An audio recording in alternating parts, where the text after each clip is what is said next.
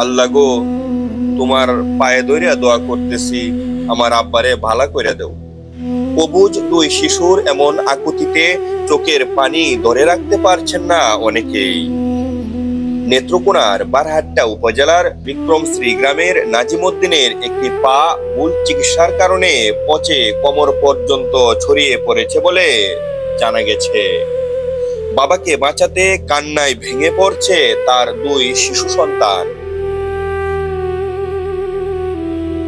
4 সন্তানের জনক নাজিমউদ্দিনের ছিল সুন্দর একটি সংসার গড়ার স্বপ্ন।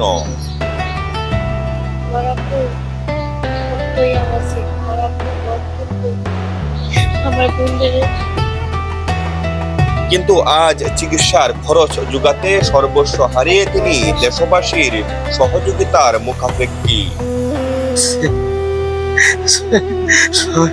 সবাই যদি আমাকে একটু সহযোগিতা করে, হয়তো আমি বাঁচবো, আমি বাঁচবো না।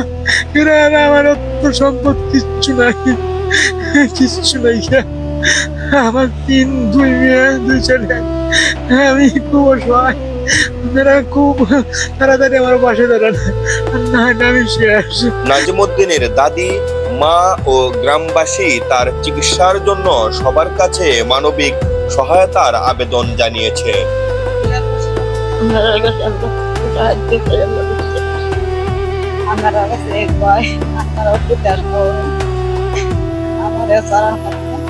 পরিবারের যোগাযোগের নম্বর ও ঠিকানা কমেন্ট বক্সে দেওয়া হয়েছে।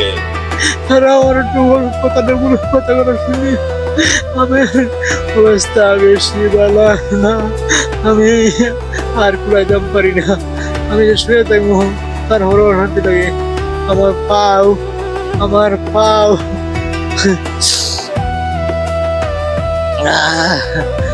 পাও একটা পাওয়ের যন্ত্রণা, আমি জীবন শেষ আমার।